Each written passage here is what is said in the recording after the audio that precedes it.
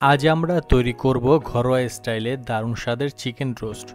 ঝরঝরে গ্রেভি, নরম মাংস আর পারফেক্ট মশলা সবকিছুই থাকবে এই রেসিপিতে। আপনি যদি চান রেস্টুরেন্টের মতো স্বাদ, তাহলে এই ভিডিওটি আপনার জন্য। একটা লাইক আর সাবস্ক্রাইব করে দিতে ভুলবেন না। Welcome to the couples cook house. চলুন রান্না শুরু করি।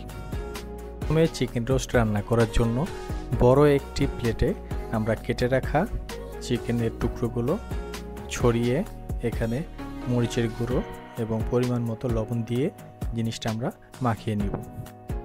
এরপরে একটি গরম তেলে চিকেনগুলো আমরা ভেজে নিব একে একে সবগুলো। যেহেতু আমাদের ভাজার প্যানটা ছোট, তাই আমরা অল্প অল্প করে ভেজে নিচ্ছি। দেখুন আমাদের সবগুলো এক এক করে ভাজা শেষ, আমরা একবারে আপনাদের দেখাচ্ছি। এভাবে চিকেন রোস্টটা ভেজে নেওয়ার পরে আমরা এখন চলে যাব রান্নায়। প্রথমে আমরা একটি কড়াইয়ে কিছু পরিমাণ তেল দিয়ে দিচ্ছি। তেলটা খানিকটা গরম হলে পরে আমরা এখানে দিয়ে দিব পেঁয়াজ কুচি, এরপরে তেজপাতা, এরপরে গরম মশলা। গরম মশলার সাথে আমি দিয়েছি লবঙ্গ, এলাচ এবং গোলমরিচ। এবার দিয়ে দিচ্ছি পেঁয়াজ বাটা, এবার দিয়ে দিচ্ছি বাদাম বাটা, এবার দিয়ে দিলাম কিশমিশ এবং আলু বোখারা। এবার মিশ্রণটি আমি ভালোভাবে কিছুক্ষণ কষিয়ে নিব।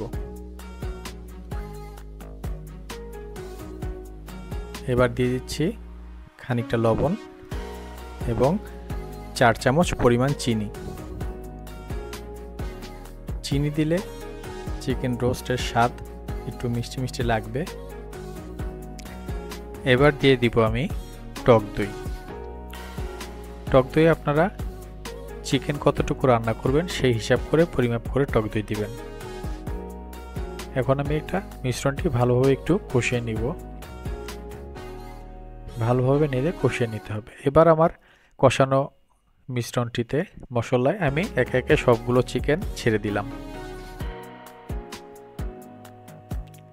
এখন আমি উল্টিয়ে পাল্টিয়ে আমার মশলার সাথে চিকেনগুলো মিশিয়ে নিব ভালোভাবে। অনেকক্ষণ সময় নিয়ে আস্তে ধীরে সুস্থে সবগুলো চিকেন আস্তে আস্তে উল্টিয়ে পাল্টিয়ে মিশ্রণটি আমাদের মশলার সাথে মিশিয়ে নিতে হবে। রান্নার এই পর্যায়ে আমি দিয়ে দিলাম কিছু কাঁচামরিচ। কাঁচামরিচগুলো আমি আস্তে আস্তে দিয়েছি।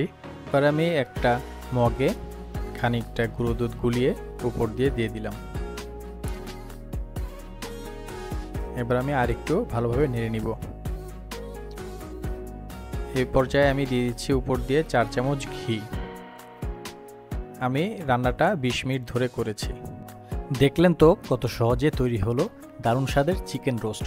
রান্না করে খাওয়াবেন পরিবার পরিজনকে, আর দেখবেন মুখে হাসি ফুটে উঠবে। ভিডিওটি ভালো লাগলে একবার লাইক দিতে ভুলবেন না।